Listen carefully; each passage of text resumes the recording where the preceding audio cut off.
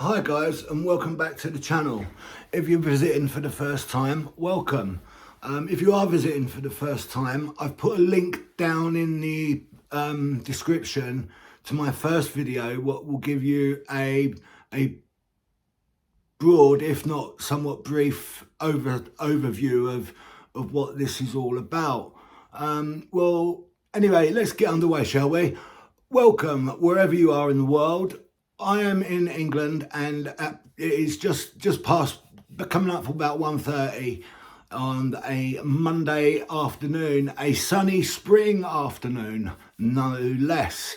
Right. Well, today I'd like to talk a little bit more in depth. Not a very long video today, a bit of a short one.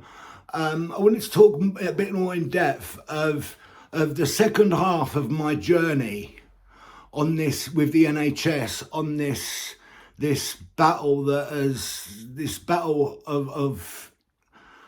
on many fronts actually, since my bowel perforation and the subsequent bleed in my tummy. Anyway, well, in 2020, my local surgeon, who saved my life twice, I believe, he told me that he could do no more for me, and whereas I may have had a few mental health issues brought on by all this, from a physical standpoint, there was nothing really more they could do. He did offer me a second opinion, for it to be taken up to London, which I chose to do, obviously. The reason I did choose to do that, at first I felt really guilty because that guy had done so much to save my life. And I felt like asking for a second opinion was sort of saying that I wasn't happy with what he'd done, and that wasn't the case. It was the complete opposite. My local hospital, the first part of this journey with the NHS, was absolutely fantastic. Can't fault any of them. Can't edit the whole team, from the ICU to HDU to the ward to the outpatients. The whole team were absolutely fantastic, with a very strong emphasis, I might add, on the stoma nurses. We're very lucky in my neck of the woods. The stoma nurses that cover out my area they're a lifeline. Where would I be without them? Perhaps not in as good a shape as I am now, if, that's saying something, I know. Right, anyway, so this second half of the journey, and may I add, my gripe is not with the nurses, not with the doctors, it's not even with the janitors.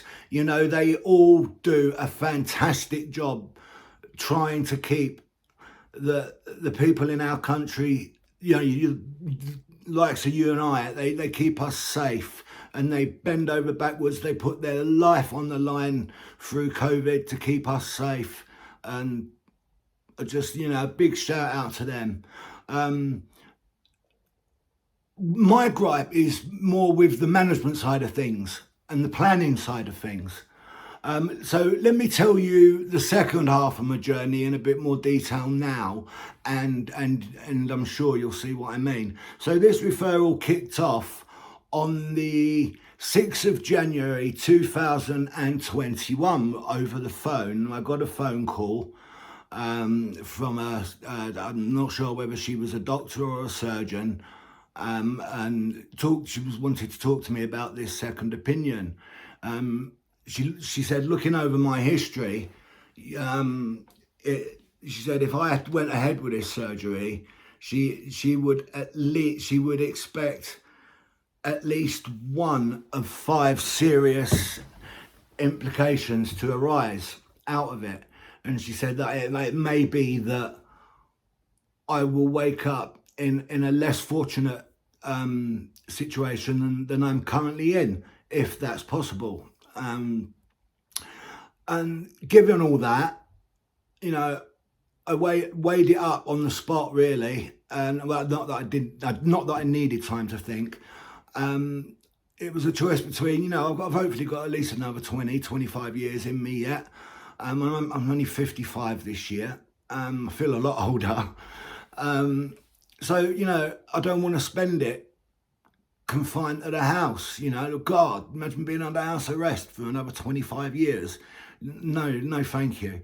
So I said, yeah, I'd like to go ahead with it. And she explained to me what with COVID, getting stronger and stronger in all parts of the country. She said it may be maybe many, many months before I hear back, and I accepted that. I knew what was going on. What was going on. We all knew what was going on. And it was an unprecedented time in all of our lives, and we had to adapt. And so you can't really say anything to that. At least she's being honest with me. So anyway, that was it, and I didn't hear anything. And then I got a phone call. I think it was sort of midsummer, the back end of summer, offering me a telephone consultation with a surgeon who wanted to see if he could help me. And so I went all the way up to London, which is no mean feat. My sister Eileen and her husband drove me up from where I am to a London suburb, and then we hopped on the train from there to Charing Cross, and then a taxi from Charing Cross over to St Thomas's Hospital in London. And we went there, and I was really, really nervous about the guy saying, with all the best will in the world, this isn't going to happen without, it's just not feasible. And so you can imagine how I was feeling when I went in there. And anyway, it turned out, he said he thought there may be a good chance it could be done. And I said to him, what's your gut feeling on it? And he said his gut feeling is he can help me. So, I was over the moon with that. He did say it was subject to having a look at a fresh CT scan and seeing what he's up against inside. And that's I understand that.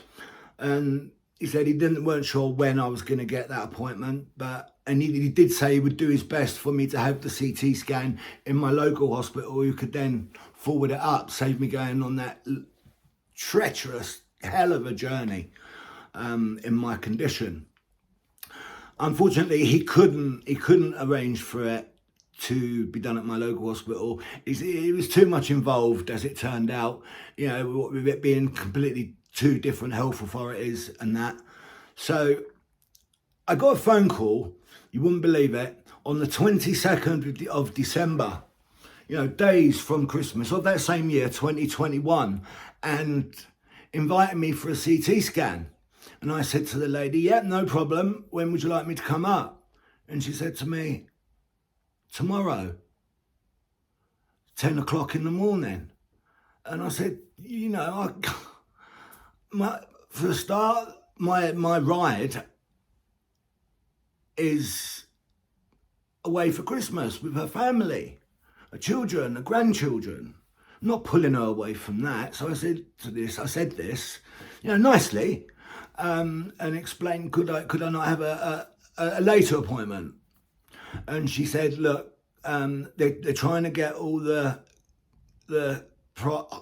high priority people in before Omicron, I think it was called, the latest, at that time, the latest variant of COVID was, they were expecting huge numbers again and all that. And so she said, if I have refused this appointment, she was trying to tell me that they wouldn't know if I would ever get another one. But she couldn't come out and say it like that. So I said to her, you know what? Yep, I'll be there. And I got a taxi from my front door to St Thomas's Hospital and back for that appointment. And I done it, it needed to be done. Christmas came and went. We're now into 2022, and I had an appointment come through for the 11th of March it was, and I went along to see the guy, and he said to me, yeah, he's looked at the scan, He says he thinks he can do it. I said to him, he was humming and ahhing about the stoma and what to do with that. And I said to him, I wasn't there for a reversal. I was there for a abdominal wall reconstruction. And I said to him, look, I'm happy if I wake up and that stoma is still there, as much as I hate it, and I hate it with a passion, but as much as I hate it, I said, I won't be disappointed if I wake up and it's still there. It's this thing that is causing this massive hernia that is causing all the issues, and it's continuous conflict with the stoma. If that wasn't there and I just had the stoma, thousands upon thousands of people across the world I'd have been I'd have been all right now. But anyway, I said to him, if the stoma is in the way, reverse it. If it makes it any easier, whatever makes your job easier, because I'm a very high risk patient, for basically, when it boils down to it, bare bones, high risk patient for death. And he said, well, I said, we were sort of a little bit of toing and froing about it.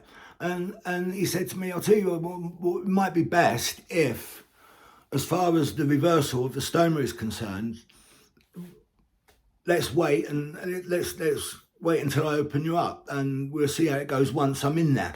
Play it by ear, so to speak. And I thought that was a great idea. And fantastic guy, really fantastic guy. I can't fault him. I still can't fault him.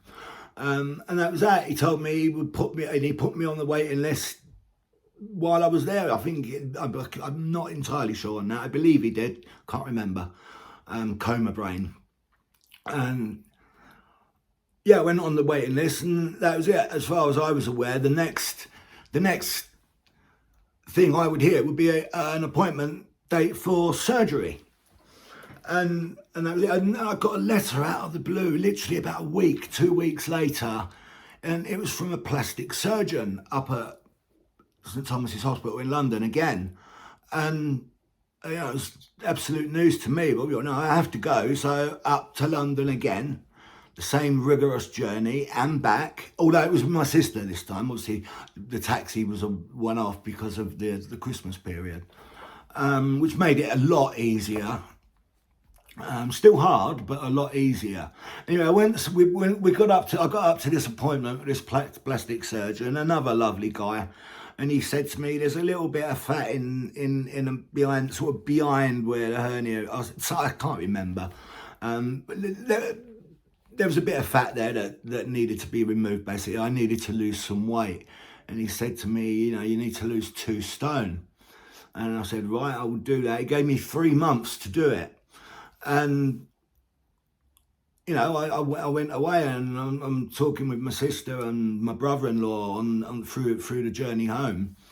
And, I don't go out because of the way I look, except hospital or doctors or some other medical appointment.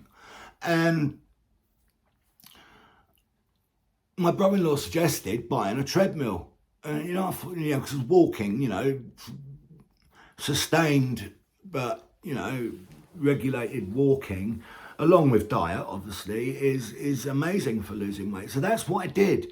I ordered the treadmill that night when I got home, and it came within a couple of days. And I was on that treadmill sometimes 3 times a day. I was walking.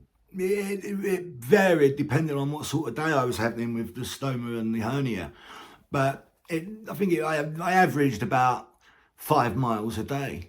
And the weight fell off. The 3 months went past. I went up to the second appointment with the plastic surgeon again, all the way up again to London on that journey. And he was over the moon. He said, yep, we can keep you on that waiting list. And he said, you're on it already anyway. He said, providing you keep that weight off, might not even have to use the plastic surgery to close me up even, which is, fantastic. Anyway, and that was that. So the next appointment I was told that I would wait for would be the pre-op assessment. So a little bit of time went by and pre-op assessment appointment came, and that was for July. I forget the date. Went up for it. I'll tell you the day it was. It was the first day last of that year when it was 2022. It was really, it was over 100 degrees. And we had to do that journey. Oh, it was one of the worst journeys I've ever done on public transport, on the train and the taxi and that, you know. But, you know, it had to be done. And I went to the pre-op assessment. I was expecting to go with a nurse, have me obs done, bloods taken, blood pressure, you know, the whole 9 yards, so to speak, and then a conversation with an anaesthetist. That didn't go like that. I basically went in there and she took my blood pressure, took some blood, and that was it. She said to me that she has to put me down for another appointment with the anaesthetist, and I asked if it could be done a telephone appointment. In the moment, it's so much easier. And she said they do that, but unfortunately, because of my high risk status, she needed to recommend a face-to-face, which is unfortunate. You know, it would have been great if, you know, I could have done both of that and them on the same day. Anyway, would you believe it? Would you, I nearly swore then, would you believe it? I got home next morning, hadn't even had breakfast, on my first cup of tea, and the phone rang. St Thomas's Hospital. Can I come up next week for the consultation with the anaesthetist? Up to London again the following week. Saw the anaesthetist, and she explained to me that they just need to dot all the I's, cross all the T's because of my high risk status, which I do understand. You know, I understand that their sole ambition is to make me better and keep me alive. I do understand that. It's just the management of it, and you know. But anyway, that was that. And no, sorry, I do apologise. The anaesthetist explained that it had been noticed that I've got a little bit of sleep apnea, and I might have to have a sleep study done. And she explained to me, if I have to have a sleep study done, I'll be lucky to get an appointment until, you know, 2023, and I can't live that long. Words can't explain. But, you know, I can't lose. It's not these people's fault. Anyway, so I went home that day in a terrible mood. You know, I didn't know where I was at all, you know, until the next morning. I had a phone call from this lady, and I forget the name of the company she was from, but she was like, they were a contractor of the hospital, of the NHS. And they said that I needed to wear a wristwatch. Just overnight to monitor my breathing, and I said okay. That turned up by courier the next day. Wore it to bed that night. Sent it back by courier the day after that, and literally 2 days after that, I remember it very well. I had a text message explaining that all the data from the wristwatch had been uploaded to the hospital's servers, records, whatever they are, and you know, that was that. And again, the next thing I thought was surgery. And by this was August by this time. This was the first week in August. And time went by, and by September, you know, I'd heard nothing from anyone. The hernia's getting bigger and bigger and bigger, and I can start feeling it. Ladies, please excuse this little bit. Do apologise. I can feel it coming down. Oh, I'm sorry, where my bollocks are. Sorry. And you know, I phoned up and I couldn't get through to anyone. The operator at the hospital, whatever department they put me through to, be it gastrointestinal, be it pre-op assessment, be it the anaesthetists, it either went to voicemail and no one returned the voicemail that I left, or it said that voicemail was full. And so I did something that I really did not want to do, but I had no choice to do it. I phoned PAL, at St Thomas's, which was the patient advice liaison, I believe it stands for. Don't quote me on it. And next thing, I had a phone call a few days later offering me a surgery appointment, which was the 19th of December. Gripped with fear, gripped with terror, but also gripped with an overwhelming feeling of euphoria almost. So euphoric. Finally got a surgery date. Could finally get my life back, go to work again, and, you know, just be a normal, boring, obnoxious male, really. And that was it. That was it. 3 days before surgery. I kid you not, 3 days before surgery, I had a phone call apologising that they had to cancel it. And it transpired that the data from that wristwatch had been looked at by a consultant, and he had cleared me for surgery.